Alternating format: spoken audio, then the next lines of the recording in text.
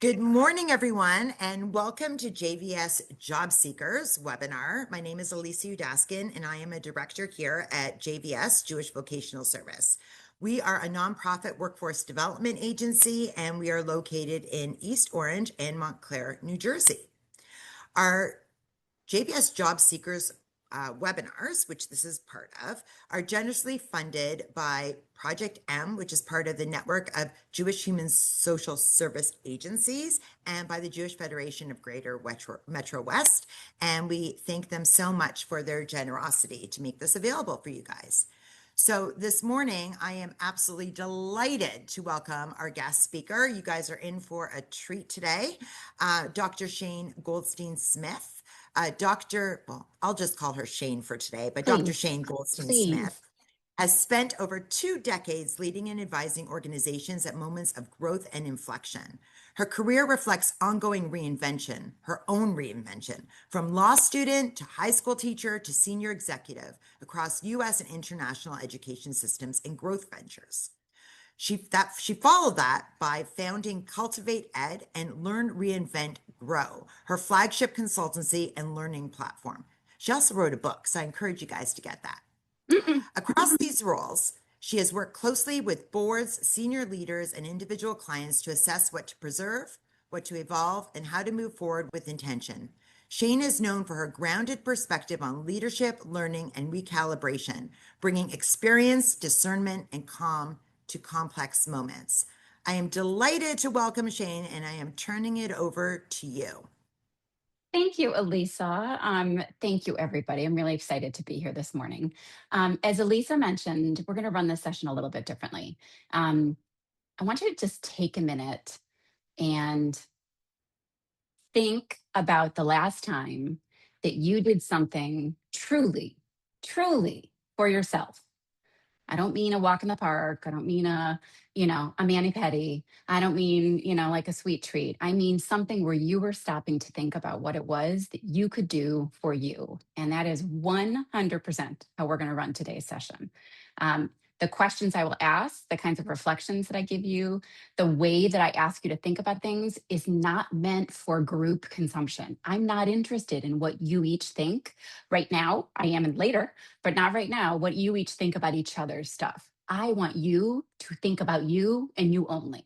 And so if you can, indulge me on this one, and stay with me as we work our way through this. But this today is not about comparison. It's not about community yet. It will be.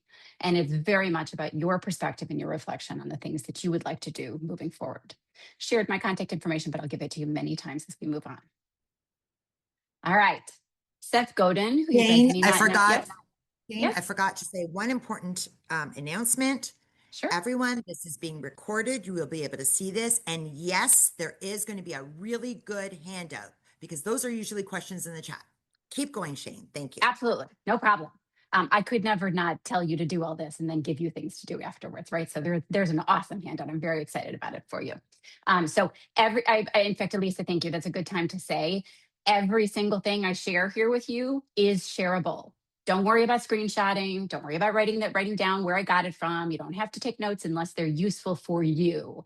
Really, my goal for you is to just sit and let it sink in and reflect where you can. But all of it will be given to you afterwards. Don't even worry. All right, so I just want to remind you that you don't need anybody's permission to do things that are good for you. And Seth Godin, who I love, if you're not aware of him, I'm hopeful that now you will be. I'm going to play you a clip for it in a second. He's a really well-known marketing kind of guru. He's started several businesses. He writes extensively. And his point is truly that initiative is the privilege of picking yourself. And I want to give you a quick clip of Mel Robbins, who I think many of you know. She's a well-known podcaster. She wrote Let Them.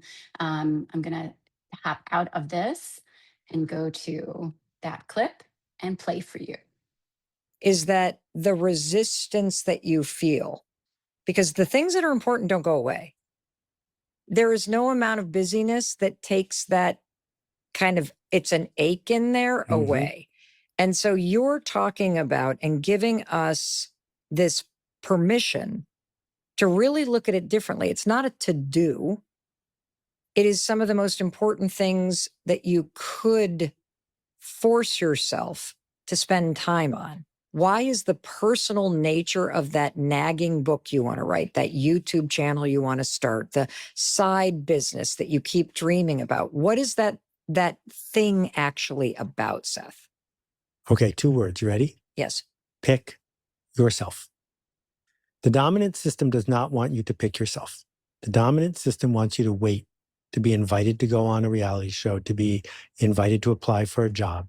They want you to go to the placement office and wait for the company to come interview you. The idea that someone else will pick you and authorize you, they will call you up and they say, Mel, we know you have a novel in you. Would you please write the novel and we will publish it? And I'm speaking from experience here. I've talked to thousands of people in this very situation who have a book inside of them. And my advice to them is it's simple. Make it into a PDF, email it to 20 people, ask them to share it with others for free. If it spreads, your phone will ring and now you can get hired to write another one. If it doesn't spread, write something better. The end. And almost no one does this because it's really awkward to say, yeah, I picked myself. I wrote this here. I made this. And those 4 words, here, I made this, are so challenging, right? That it's easier to buy a cookbook and follow the recipe than to invent something you're going to serve to people you care about. And so, if we can find a life where we can identify the things that are important to us, truly important to us, and then pick ourselves, not to do the work to win a prize or get a medal, but because we have agency, because we could, the word for that is freedom. It is the responsibility of showing up to make a thing and offering it to the world. It might just be your family that notices the attic is clean, but you realize that you hired yourself to clean the attic. Don't wait till you're going to sell the house and the realtor hires you to clean the attic. You hired yourself to clean the attic. And that sort of freedom and responsibility, that's where dignity lies. And everyone I've ever met wants more dignity in their life. Don't you think your home should be a reflection? Sorry about that. Let's go back to the session. I don't think I could open better than encouraging you to think about picking yourself. And the reason why I use this video, it's the only one I'll play in the entire presentation, is the shifting your mindset where you are in a position, and this is particular to this session and this series and why you are here, is if you are looking for a job and are very frustrated that you cannot find one, that point that Seth makes about waiting for somebody to tap you on the shoulder to say, I now pick you, is at the core of what that frustration is. Why has somebody not yet picked me for the job? I need to pay my bills. I want to move on with my life. I feel stuck. I feel ashamed. I feel frustrated. All of these things sitting there are being held hostage while you wait for somebody to pick you. And Seth, I love this, flips it on its ear and says, initiative is the privilege of picking yourself. I cannot encourage you more strongly to say, I do not need anybody's permission to start to think about things differently. I am going to be picking myself today. All right, let's talk about how we're going to work together today. I believe that you can do hard things. I believe this. I believe that I can give you complicated stuff today and you can read it and listen and discuss it. I believe that you can hear concepts that you haven't heard or change your mindset or open your mind to things that we have not discussed or that we will discuss. I believe that you can do this.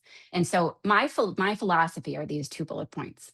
I am not going to meet you right where you are. I am going to raise the bar and I'm going to ask you, as Walt Whitman puts it, I'm going to stop somewhere ahead and I'm going to wait for you to catch up because I believe that you can do hard things. The other thing to think about, and this one is so, I love Seth's word awkward, but also it's just true. The learning is the actual struggle, right? Writing into the unknown, sitting with some of that difficulty, stopping yourself from asking for the easy answer, this exactly is where your reinvention will happen. And when you take the time to engage with it deeply and do not allow yourself to be distracted from everything in this world that is designed to distract you, you are able to then really sit in the space where you can start to learn. And so I invite you to join me in this today. How can we get the most out of our session today? Listen, I'm an old high school teacher. I care about explaining to you how I'm going to teach. And that is what today is. I don't coach. I am not a coach. I am a strategist and I'm an educator and I'm a thought partner with you. And so I have some recommendations about ways that you can do this. I'm not your parent. I'm not going to tell you what to do. These are your choices. But I will give you guidance around the ways that I think you can probably best get some of this information in. First of all, I do think that writing by hand, it is documented endlessly. I give you one of the studies from Princeton and UCLA there. Again, all of this is linked and available for you later. Handwriting forces your brain to process and paraphrase rather than transcribe. And so you retain so much more when you put things down in your own words. I cannot stress it enough, put the phone away, please. Even just nearby. Right? Studies show that if you put that smartphone even on a desk and upside down, it reduces your available cognitive capacity, even when it's silent and unused. When you put it out of sight, it means you've got more available for your brain. I want you to give that gift to yourself. Third, please listen for connection and learning and reflection, not to just bring the information in. When something lands with you, something feels very specific, write it down. Make a note. Make a note as to why this is interesting and worthwhile for you. That truly is the learning. And I cannot stress this one enough. Please, please, please be honest with yourself.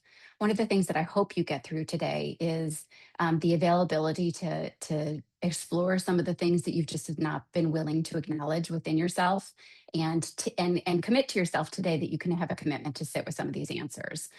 Not the answers that you think other people think you should have or that you think you should have. Not what looks good.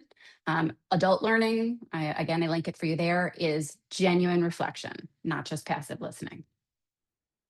Okay, let's get into it, guys. You are maybe unemployed, continuously unemployed. You are worried about being unemployed. You think your job is going to be reduced. You have been unemployed for long periods of time. This can feel devastating. You can feel shame. You can feel frustration. What I want to empower you to do is to say, never let a good crisis go to waste. Crises are so helpful. I gave you the three people that it's most often attributed to, that quote. It goes all the way back to Niccolo Machiavelli in the 1400s. Again, old history teacher. But the things that a crisis teaches us is that it slows us down, forces us to face what it is that we actually care about. And when you are limited, you don't have that creativity. When you get when you are in a crisis, you have the opportunity to think outside any of the boxes you've put yourself around. You really start to think about your priorities and think about what it is that you really need. And I know this one's a little hard to hear, but it's truly true, which is if you are feeling like pieces of you are broken, and you are struggling to put them together, that is the entire point. Struggle creates new possibilities and hope. This is the process, right? This is the caterpillar to the butterfly. This is the chrysalis process. And so I encourage you to show up today with curiosity, flexibility, a truly open mind, and an opportunity mindset that every disruption, every crisis has the seed of a chance of possibility for you to move forward. Okay, let's talk about this concept. So we are living right now and have been for quite some time, truly since probably pre-pandemic, but generally since the pandemic, in something called the reinvention economy. That title is attributed to a whole bunch of people. I didn't even bother putting them down, but it started in business and is now being applied to the way that people live their lives and the way that they chart their careers. All right, let's talk about what reinvention is first. It goes beyond changing jobs. It isn't today I'm a nurse, tomorrow I'm an artist. It is the deliberate process of reimagining who you are, what you offer, and what you're here to do, not just improving what exists, but you are part of the activity of rebuilding towards what's actually needed. I give you several studies here. All three of these are 100% focused on reinvention within business. We are talking about reinvention personally, but you need to understand where this comes from in order to understand how it applies to you. So the pandemic totally, kind of rejiggers everything on how we live. It really speeds up lots of shifts that were in the process and creates whole new, sets of lines of business that had not been there before, right? Organizations that survived and then thrived the pandemic didn't adapt to what they were seeing. They completely reinvested themselves because they saw what was going on and thought of ways to pivot. Harvard Business School says that in order to be a leader, you have to reinvent totally, which is very contradictory. You have to preserve what makes you successful, all the things you did to get to this point, and then think about what you're going to change in order to make you not go away, not obsolete. Truly, the most dangerous moment is when you are feeling comfortable, because when things are going well, you are not feeling the urge to start to think about ways to plan for the future that is not there yet. And then lastly, McKinsey and PricewaterhouseCoopers and a whole bunch of other organizations have talked about reinvention not being a one-time transformation. And I cannot emphasize enough, this is the thing to take away from this whole slide, is that it is a continuous practice, a standing capability that separates those organizations that thrive from those that fade. You are constantly looking ahead to see what it is that is coming on the horizon, and how, in this case, an organization can change, but for you, how you can adapt or adjust on the basis of what things are needed. Okay, let's talk about it now applying to you. Before any economy can reinvent, you need to be able to do that. And that same mindset that got you here, right? That leader comment that I made from the last slide, all the things you did to be successful, to get to a job, ultimately are not the things that you will be able to do to continue to be successful. It is that constant reinvention activity. So how do we do this? Let's do this in phases. First, interchange has to come first. You cannot do external reinvention without starting to consider the things that are concerning you or problematic. You have to start from within. I can't emphasize enough that the self-improvement industry, the people who write the podcasts, the downloading the app, the watching the reel, the seeing it all on Instagram, none of it is reinvention. Taking the time to think about how this affects you and actually changing is deeply, deeply important. And I love Peter Drucker, widely regarded as the father of modern management theory. Reinvention is necessity for every single knowledge worker, every single worker on the whole. It can be a whole new career, or it can be a parallel one. You have to have courage, both count.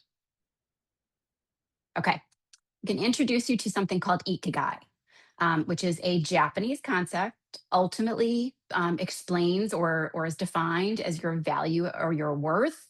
It is literally a reason to get up in the morning.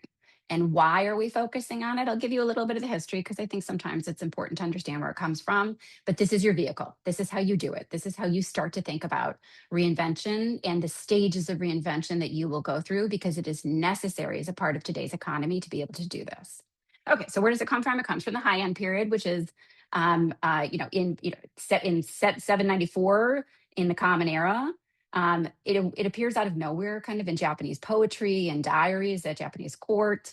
It describes this concept of how you feel deeply satisfied and how you feel connected. You feel like you have purpose. It has been a cornerstone of Japanese life for, over 1,000 years. Gets into the more current stages in the 1960s, and Mieko Kamiyama formally explores this in her book on the meaning of life, and it's the first time that it gets discussed. It comes more into focus around 2017 when we've got this Japanese psychologist who defines it as a state of well-being from devotion to activities that one loves. Closer to, you may have heard of the Greek concept of eudaimonia, which is this life well lived, as opposed to following things that are giving you momentary pleasure, but don't give you long-lasting satisfaction. Here's another, I think, not only very cool fact, but I think very relevant fact, is that those that live in their ikigai also are likely to have lower rates of cardiovascular disease and live measurably longer. The reason is that you're not fighting the stress of forcing yourself to be something that you're just not that connected to. So there's a diagram I'm going to give you on the next page, and we're going to do some work on reflection there. That is not the original. There's a lot of, you can go down quite the rabbit hole on being able to look at Ikigai. But this Venn diagram that I'm going to give you is a Western construct. It's created by a Spanish author in 2011. He's not Japanese, but it's a really useful reflection tool, and it really helps to simplify the concept, because the Japanese concept is a lot more fluid. And we're going to use it because it gives us a really good framework for self-reflection. This is your starting point. It's not necessarily the final word. This is a vehicle by which you choose to start thinking through things. And this is where we start our work today. Okie doke. Ikigai, your reason for being, your reason for getting up in the morning. Let's define what these four are. Top left, the things you love. Bottom left, what you are good at. Top right, what the world needs.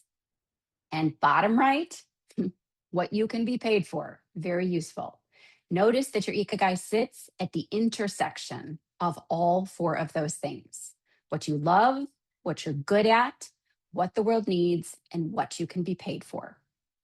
You do not need to find one perfect thing. You are looking for the overlap where your love and your skill and your purpose and your livelihood, your earning potential meet. This is your step towards living your values. When you balance all of the four circles is when you have the most success here. When you leave one out, you don't find your path to reinvention, right? I love this idea of a workaholic who earns but doesn't have any love, the idealist who served but can't survive. All four of them matter. It's not found all at once. You have to go through action and experimentation and honest self-reflection. Over time, it's not just today. This is the beginning of the conversation. I'm giving you the tools on how to start doing this. It's not going to come to you in one single moment of clarity. I can't tell you how many clients I have that talk to me about, I got it walking my dog. I don't mean your whole Ikigai. I mean just ideas, concepts. It occurs to me while I'm, folding laundry, or I'm driving in the car, or I'm taking a shower, or whatever it is, where your mind is quiet often. We will revisit this Venn diagram many times, but I really want you to sit with this for a minute around what you love, what the world needs, what you're good at, and what you can be paid for. And think about the circle that feels the most alive for you for right now. But let's take some time. Let's stop here and take a couple of minutes to think, ponder, and then write. I'm not checking this. It does not matter. This is for you. And so you can focus on all four boxes now, or you can focus on just one. But let's talk through some questions that might help you think through things. So what do you love? This is important. What activities make time disappear? I mean the things you could do all day, every day, with total joy.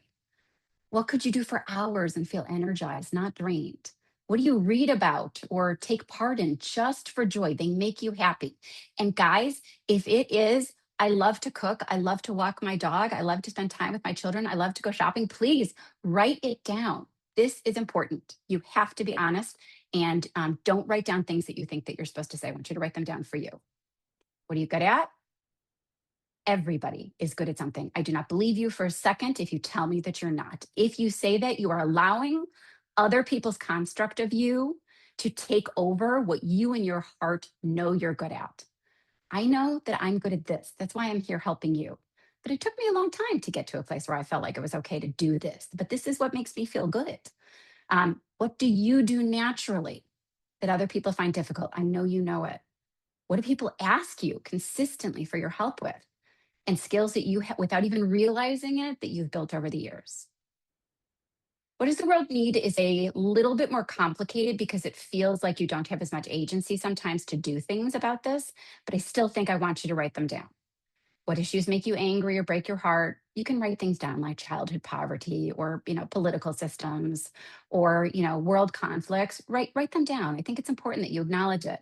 You can also say when my kids cry, or I'm not employed right now, right? Like what is it? Me and others are not. Write those things down, the things that make you angry and break your heart. What problems do you see that others walk past? And where do you naturally want to help? Again, be honest. Don't say the thing. World peace is not the answer here, guys. Write the things down that are things that are very specific to you. And then this one, I think you might have to think a little bit about, but I think it's good to take a moment to consider. What can you be paid for? What skills or knowledge do people value enough to exchange money for? Roles, industries align with your strengths? What have you already been compensated for? What have you been doing that you're good at that you people will pay you to do? Jody, last week I sat on the presentation for a little bit. She gave you lots of great tools about thinking about new industries that you might be able to take advantage of that you hadn't thought about. This is another way to take a moment to align with those industries. Um, all of these, again, are available to you after the presentation. We're going to pause here for a second. I want you to take the time, start writing down. What do you love? What are you good at? What does the world need? And what can you be paid for? Just what occurs to you. At least I'm going to take 5 minutes. Sounds good. Thank you.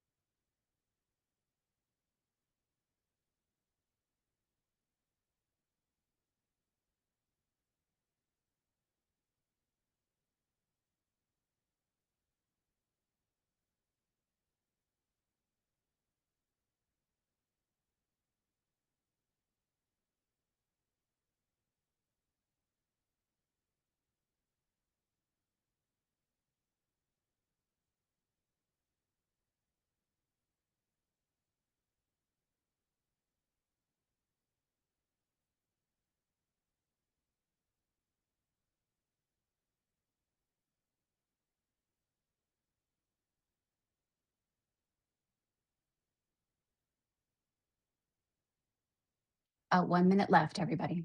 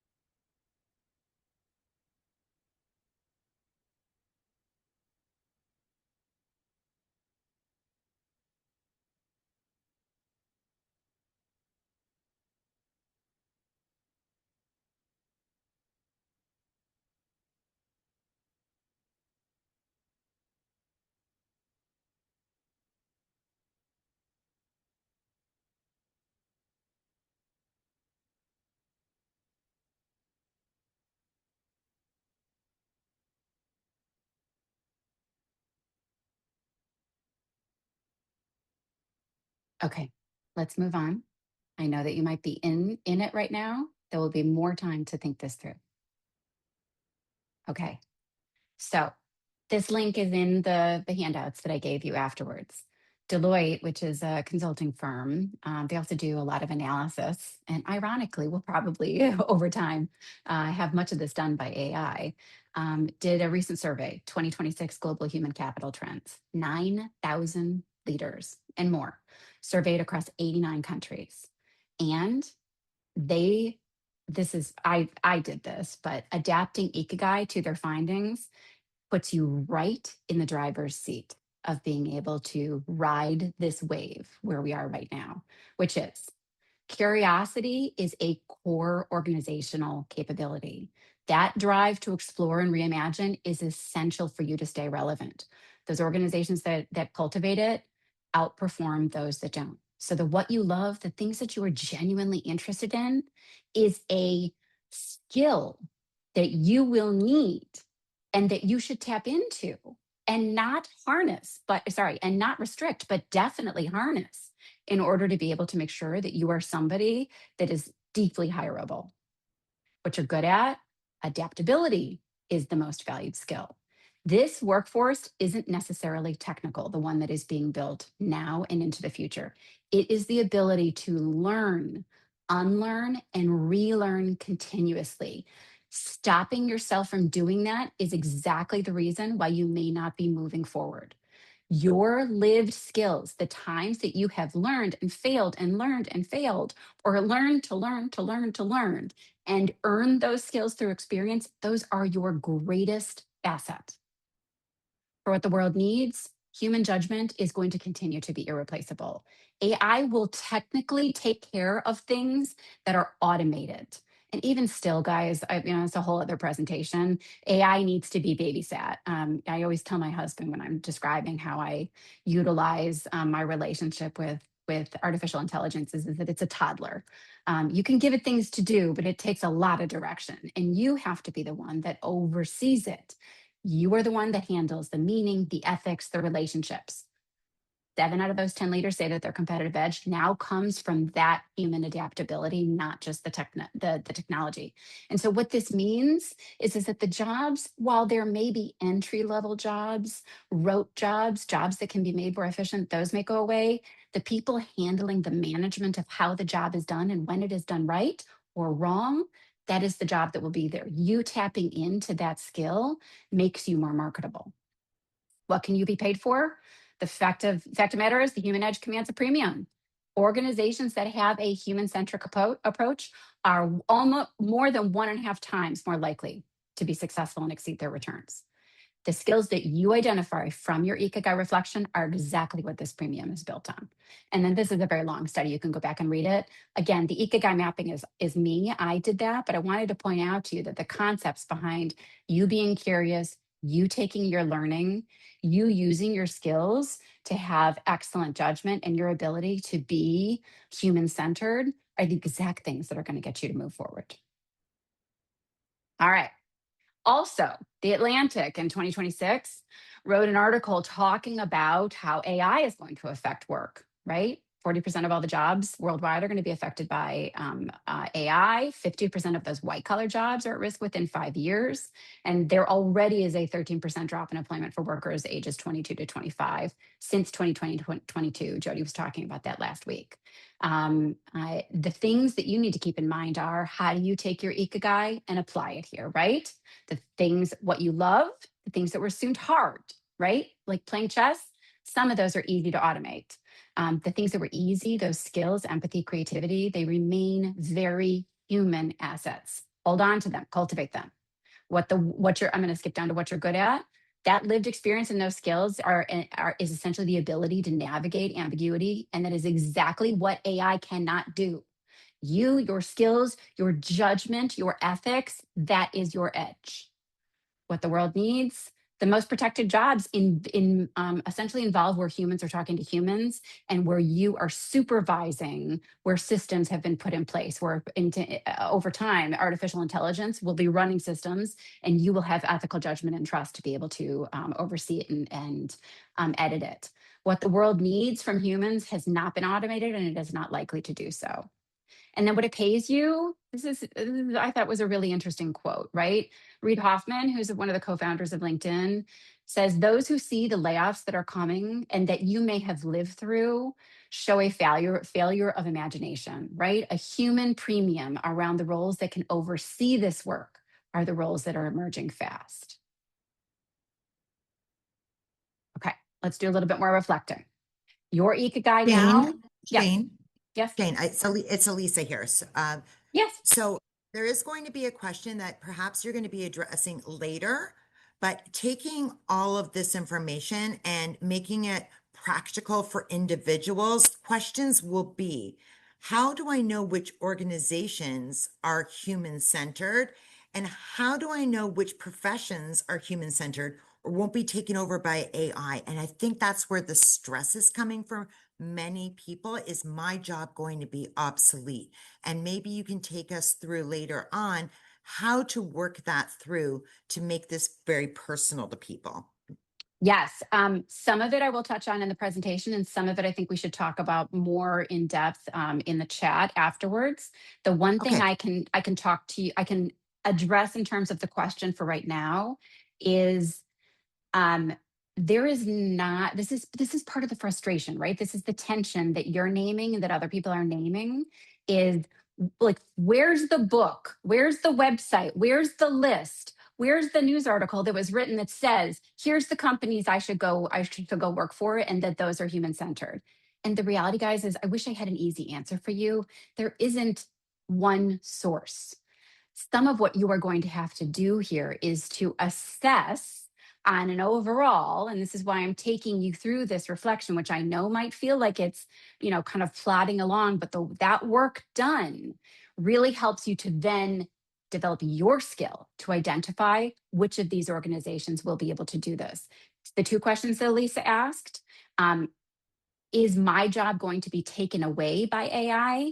That is a very tough question to answer. I don't have a crystal ball, but what I can tell you is if your job is and I'm going to be sarcastic here for purpose, mind-numbingly boring and something that a computer could do, the answer is likely yes. Nobody has told me that. I am deducing that from what I see in terms of how you can automate systems.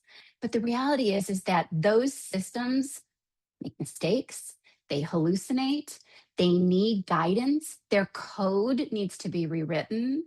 And that is where a human presence comes in, because you, as that human, have the knowledge and the skill set of the work that you used to do that the computer perhaps may now do, and can call the balls and strikes. You have judgment to be able to say, I'm reading through script, or I'm reading through tasks that were done, or I'm overseeing things, and I can see that that one was done wrong. In preparing these slides, I had to go back and hold the AI program that I was using in order to be able to make sure that it gets done. I had to be able to say, you did this wrong. It's not thinking in that way. It is just a doing thing. And so around is my job going to be taken away? You need to do some real hard thinking about, what do I do in my job? What could be automated? And how can I start to develop skills that show that I can manage this automation? I can see when the automation is erroneous, is wrong, and how I can improve the automation. That's the will my job be taken over? The how do I find companies that will hire me with these skills? That one is a little bit tougher to answer, because the reality is that, as I explained to you, companies are evolving on their own and adopting these concepts on their own as it works for them. And so the companies that were out ahead and really adapted as they came their way out of the pandemic are going to be more public about their ability or their hiring of workers that have a deeper connection to this work. The companies that are slower, some of them may not survive, and you may work at some of those companies or may get a job at some of those companies. Some of this, what I'm doing is educating you today to be able to have the foresight and the knowledge to look around and be able to say, this one feels like it's going to be stable and it's adapting on a regular pace like it needs to, or this one feels like it's getting left behind. Elisa, does that touch on answers for the questions? Absolutely. And so I would just encourage everyone to keep an open mind as you're going through this. It's making me uncomfortable. I know it's making a lot of people uncomfortable, but we're going to work through it. And it's really vital to look at this approach to do the groundwork. And once you get that down, like, the opportunities, possibilities are going to open up. So just wanted to check in. Shane, thank you that I'm uncomfortable, and thank you. So keep going. You're welcome. And I'm not going to go back in the slide, but remember, guys, I told you at the beginning, the struggle is the learning. You are doing the hard work, feeling uncomfortable right now, right? So let's do it together. Okay. So let's look back. Thinking about that ikigai that you thought about personally, and I then told you that Deloitte just did a study saying that these are the skills that will be helpful to you, these human-centered skills. Now let's talk about how you can apply your ikigai in this AI world.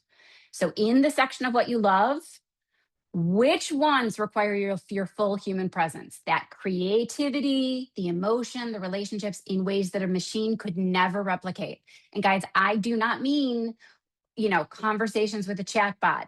Remember, this is all just code. There's no human behind this. It's not real.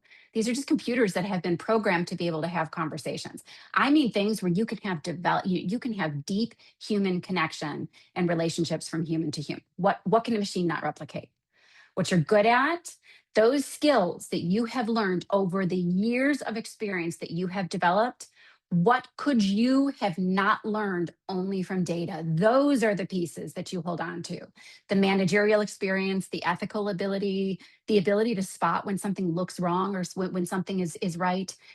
Whatever industry you are in, you should know at this point in time with the work that you've done where things are going well and where things are not. That is not something that a computer can figure out. That is a human manager. What the world increasingly needs trust and judgment and human connection. Where do you already provide that?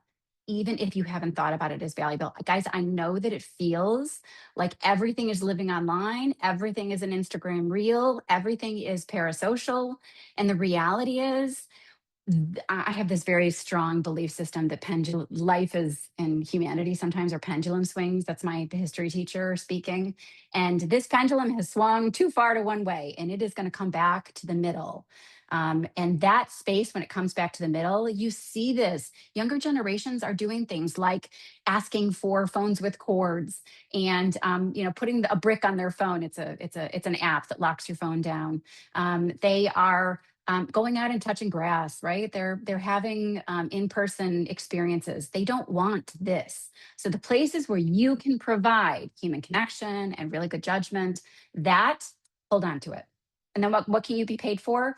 AI is going to take that routine, the efficient, the automated stuff, that work that can be done, just kind of mind numbing stuff. That they take that off your plate. So now this is where I want you to be creative.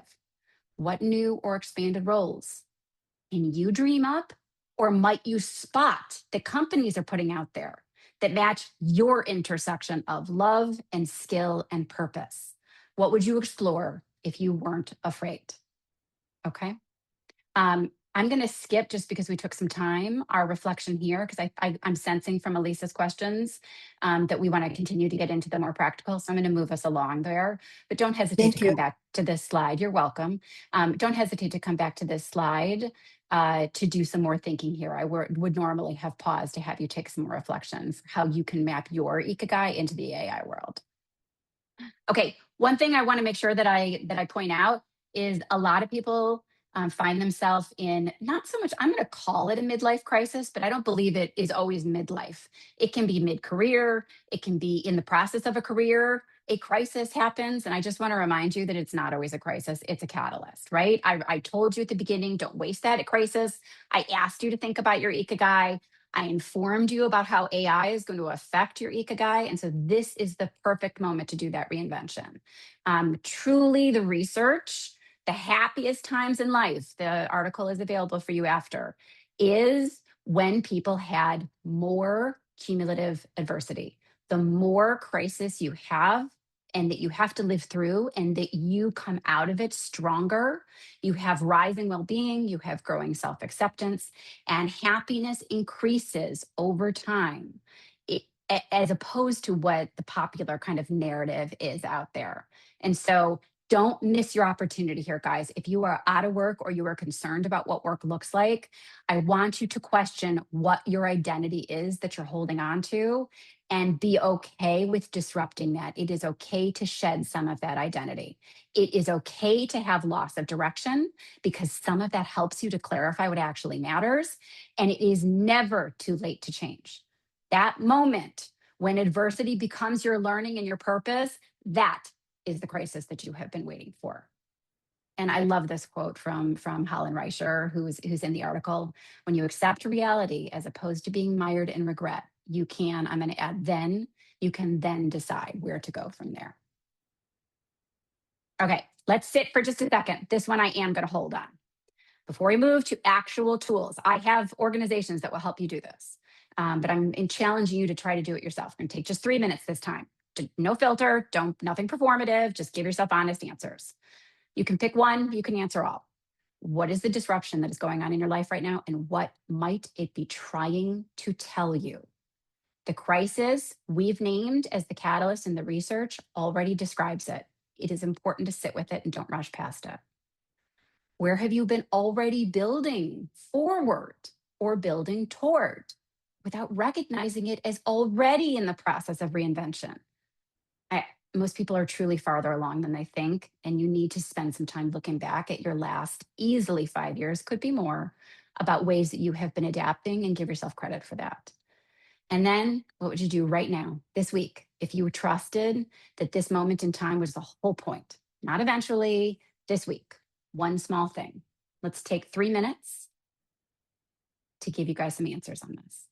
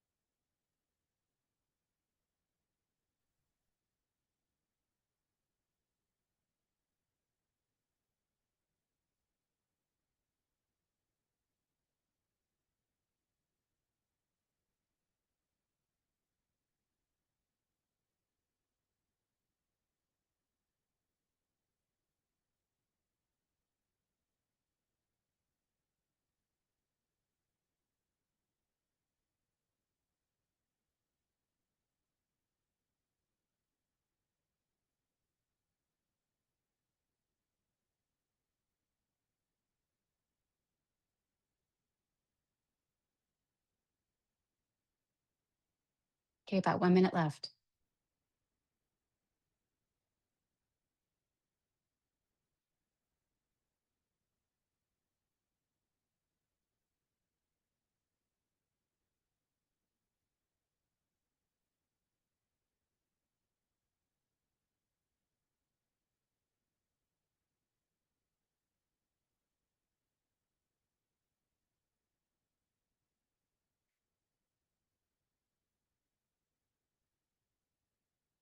Okay, let's move on.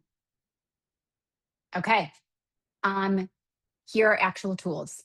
We're not going to do this one right now, but I'm starting to give you things that you can do in order to be able to take some next steps. I'd also like to point out to you that this comes from an article that gives you 99 different options. I picked out 6, right? You can imagine your day 10 years from now and write specifically I mean, down to the granular level. Where do you wake up? What fills your days? Who's around you? What have you built? Just write exactly what's true. Number two, I love, love, love, love. I don't think we do this enough. You spend some time talking through your regular activity and audit what drains versus energizes you. Sometimes we do things because we think we have to do them. And I think the exercise of saying to myself or yourself, I don't enjoy this, and therefore I'm not going to do it, or I'm going to ask somebody else for help, or I'm going to eliminate it from my life becomes really clear. This is a roadmap towards your reinvention. Also, love number three, talk to people who know you well. Ask three people, what do you think I'm uniquely good at? Their answers will surprise you and it will absolutely help point you towards your ikigai. You don't have to quit your job for number four to reinvent. Peter Drucker calls this the parallel experiment. It's a parallel career. Pick one thing from your ikigai, spend 30 minutes a week on it for 90 days. See what happens. And then therefore, move to five, start a reinvention journal. Document what you're doing. Document your thinking. Track what excites you, what you notice, the questions you have. There will be patterns. They will come through. You have to give yourself the time. I say even 90 days or more. And then this one's a little bit more for the creative, but I think sometimes it helps to think this way. Write a story with your last year as the main character. What was your hero feeling? What was your biggest challenge? What did you learn?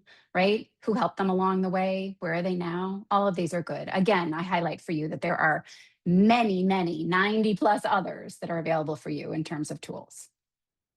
Another path for you. This one's a little bit more in depth, but I want you to know that it is available for you. So Stanford University has a design lab, and they created something called the Odyssey Plan. And they say that reinvention fails because we are looking for one answer. Remember my point from earlier? I was a nurse before, and now I'm going to be a chef or some version of that. They say try three features. See what comes out of it. The whole point is the creation. It's not where you wind up, right? So your ikigai answers can do path A, the path that you're on.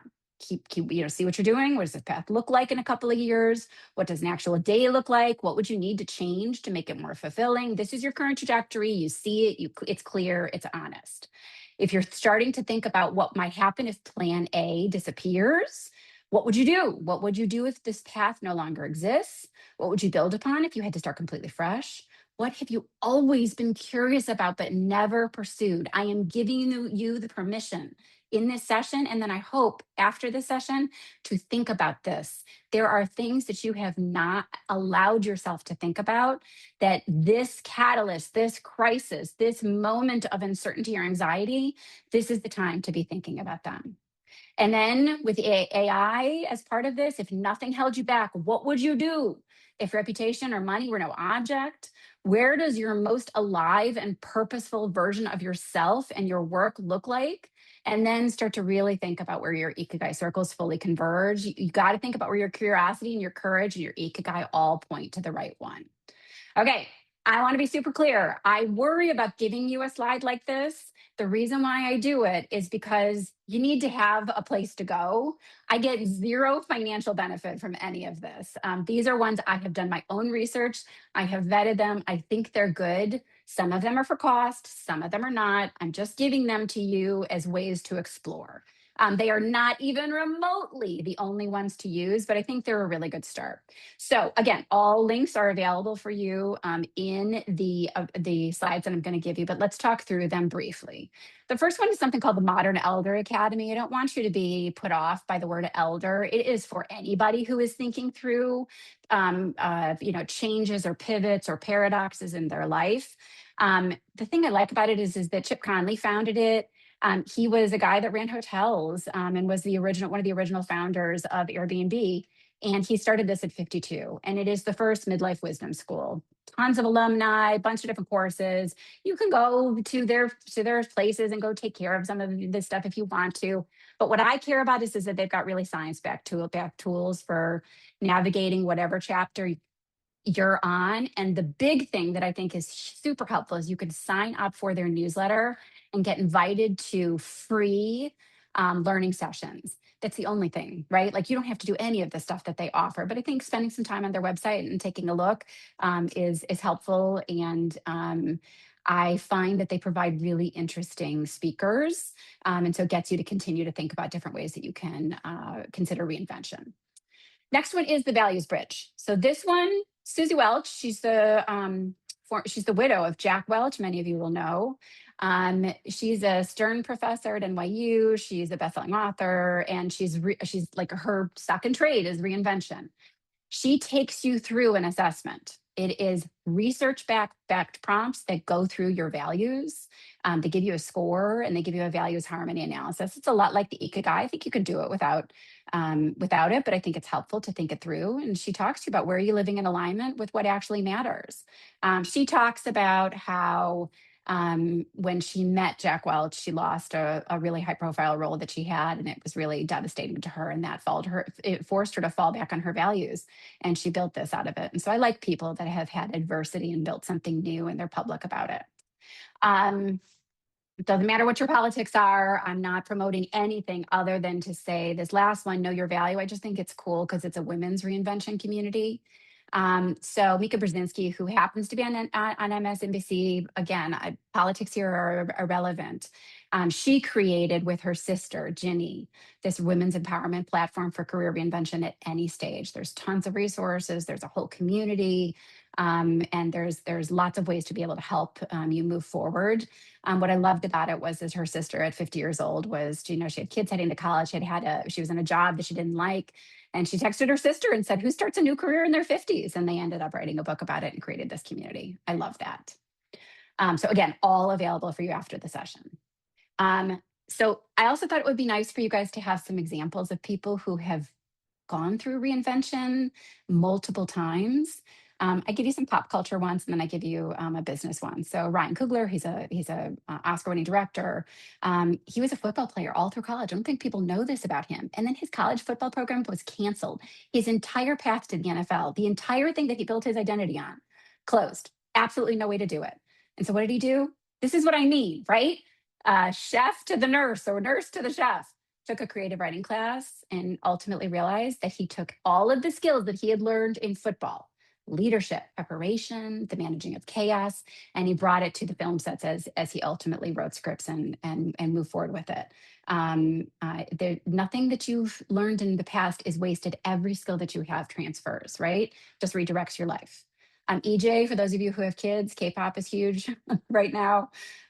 She was in a K-pop training program. The whole point was for her to go be a K-pop girl, right? To go be part of a, like a K-pop band that went global. She spent 10 years doing this, and her agency let her contract expire without ever putting her out. She still loved the music. She pivoted from performer to songwriter. She is the biggest. The songs from K-pop are played almost on repeat, and she took all of that same love to a different place, and she ultimately was probably more successful doing this now than she had been. A reminder that rejection, not getting that job, being fired from something is not condemnation. It is redirection. A door that closes doesn't end the journey. It changes what the rooms that you end up in. And then Beryl Stafford, I love. She makes like granola bar type things. I found her listening to Guy Raz, who's on NPR. He highlights founders. She'd been a stay-at-home mom. She was 40 years old. She got divorced. She had absolutely no income, and she had 2 kids. She had absolutely no business background. What did she do? She thought about her ikigai. She baked something because that's what felt real. She took those bars into coffee shops before she even knew you could do things like wholesale. And she started before she was ready. And the big thing here, by the way, it's hundreds of millions of dollars company, Bobo's is what she ultimately founded. But that beginner phase is the toll you pay for starting over, right? Reinvention almost always looks small and strange before it looks like success. And then this presentation is not about me, but I want to highlight for you, I have lived reinvention, right? I went to law school. I was a high school teacher. I then moved on to leading in schools, and then moved on to leading in organizations that were doing startup or new and innovative things. I joined each and every single one of them to learn something specific. I could not always see the destination. And when those ultimately pivoted, I decided to found my own company. I do not mean that that is something that you should do. I'm just saying you can go through a full career and build skills that ultimately land in a place where you feel like You're living your ikigai, but are doing it because you gave yourself permission to get there. You do not always need to see the whole path. You need to keep learning from where you are and remember that that is building towards something. I'm a history teacher, so I'm going to close with quotes, right? From Plato, right? To them, the truth would be literally nothing but the shadows of images, right? Finding your truth is important. And the cave you fear to enter, the cave you fear to enter holds the treasure you seek. Confront the things that are concerning you. Take the time to be able to sit with those things that have been problematic and point them in a direction that can make you feel free and liberated and on a path to finding your next steps. As I promised you, here are all of your resources organized in a nice fashion. There's 2 slides of them here. And then I put at the end, if you need to get a hold of me, my email, my LinkedIn, I have a Substack and an Instagram. If there's additional work that you'd like to do, of course, I'm open to it, but that's not the point of today. Just wanted to let you know that I'm there and available. I want to remind you, you've done the hard work now of starting this conversation and naming what matters.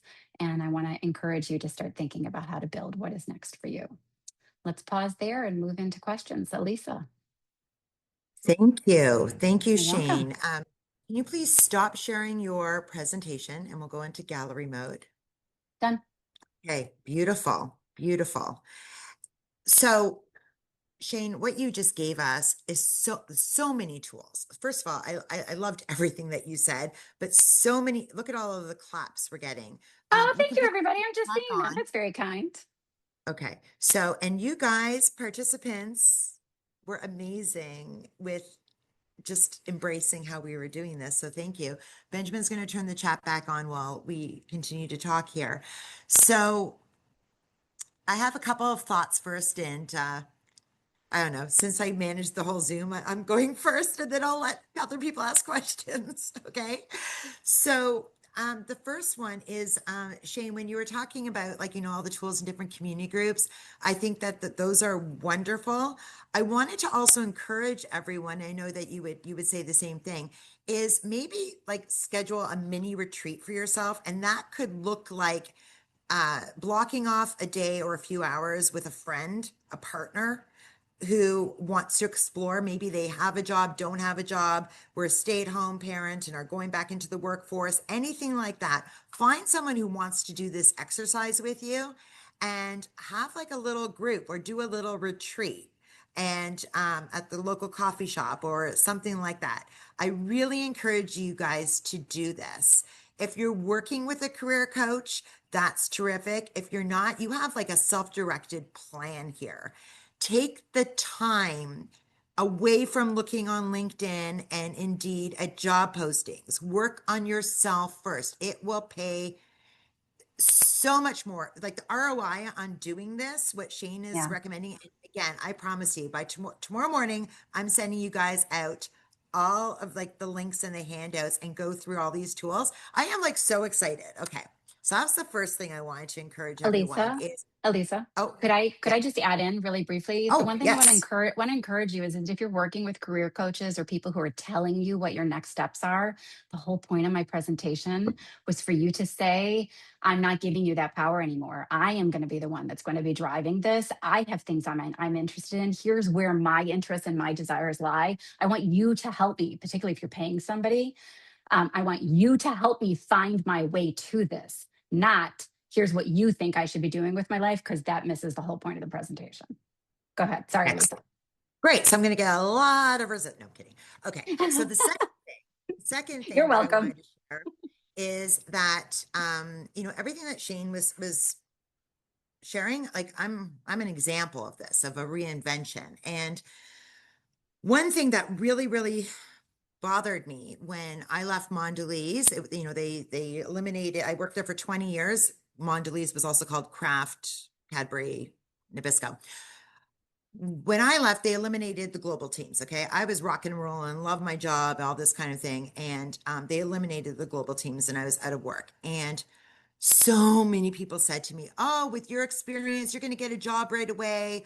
Or this is so good that you don't realize this is going to be a good thing for you and all this kind of thing. And I was just like, if anything, that made me more stressed. It made me pissed off. I was like, they don't understand. You can be a consultant. Do they not know how hard it is to then put up a shingle? Like, everybody was well-meaning, okay? Well-meaning stuff that just sucked.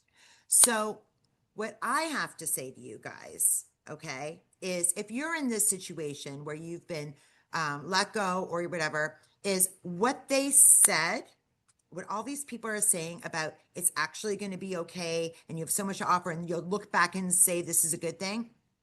Ready for it? It's true. It's true. And it won't feel like it in the beginning. It won't feel like it maybe in the first year. But if you dig deep and spend the time on, and the framework of ikigai, I didn't actually know about that framework, but I did a similar exercise and iterated all the way through. And I ended up in a good place where I'm happy. Okay. So it is true. It's just really hard to believe it when people are telling you that when you're not feeling so great. So do what Shane has suggested and work on yourself and spend that time. Okay. And I actually promise you, you're going to land in a really good place. And then the third thing, because I have the stage right now that I wanted to share with you is, so this man, his name is, because Shane quoted a lot of people from like, philosophers and McKinsey and business leaders. So I wanted to quote someone. His name is Stan Udaskin, and I call him Stanley Bird. That's my dad. He's turning 80. He's not Japanese. He's this almost 80 Jewish man, okay? And my dad, okay, he did night school to become an accountant, the whole business. My mom didn't go to university. I was the first one, da, da, da. But my dad always said to me, do what you love and the money will follow. He didn't know about ikigai, okay? But he said that. But the second thing that my dad taught me and demonstrated is nothing is beneath you, okay? Nothing is beneath you. And he demonstrated that as well. And so if you guys know me or have followed any of my postings, I went from being, kind of a senior leader at Mondelez, living in Singapore, managing global teams, blah, blah, blah. And then at one point it served me to being a barista at Starbucks and opening the store at 5 a.m., doing the 10 a.m. shift. And that served me from running $100 million coffee businesses to being a barista and having 19-year-olds teach me and 18-year-olds teach me what to do and busting myself. And it was probably, I did it for 2 years. It was probably the best. And it was only just a few years ago. And it served me for the time. I needed to get benefits. My husband was self-employed and we always relied on my benefits. And working at that job enabled us to have medical and dental benefits while I was figuring out what I wanted to do next. And I loved it. So Alisa, I'm living, yeah. Alisa, can I not miss the moment to try to hit an ikigai moment with your story to see if it helps people? Sure. There is the reality, guys, of the fact that Elisa's family needed benefits. And so she went and got a job that provided her benefits. You can't ignore that piece, right? People, you need to be able to pay for your health insurance. You need to be able to pay your bills. I, in no way, shape, or form, am advising that. There is something, Elisa will speak to it, that appealed to her. Because if she was miserable, she would have never made it. Serving, I mean, like I all that, I have my introverted moments, all that extroversion and all those people wanting to talk to me about their coffees sounds like torturous. What is it, Elisa, that you did not maybe even know because you wanted to pay your bills and have benefits? That was your opening. But what was it that was empowering or that felt good about that role? I understand it probably has something to do with No, doing right I by your mean, family, but there has to be something there that tapped into your values. I am so glad because again, I didn't know that framework, but I did that part. And Yeah, I advise my clients when we're talking about interim jobs while you're looking for the next big job to do this. I always start with, what do you like? What do you love? I love coffee. I ran coffee businesses. I loved being in the plants. I loved going to coffee farms. I read history books on the exactly. coffee, like beyond love the coffee culture. And I also love, hello, I'm an extrovert, love talking to people and I love interacting with people. And so, for instance, I have a client who is a graphic designer and needs to find similar situation, needs to get some money now and benefits. And like, so I said, okay, what about Michael's? Like, don't just go get a job at McDonald's or any like Lowe's, but Michael's would align with your passion interest as this interim step. So I guess I was doing that. Yeah, I was doing that. And that's what I encourage everyone. And there could have been a path there should have had Elisa wanted it. She followed her path to a different space, but I'm sure she was a superlative barista, right? Fantastic. People loved her and could have gone on to, managing a store or district management or whatever she wanted to do. That wasn't necessarily the path, but she found her way in. Okay. Yeah. So that's all I wanted to share. So thank you, Shane. Thank you so much. You're welcome. Good luck, everybody. Elisa will send you everything. Don't hesitate to reach out. Bye, everybody. Thank you.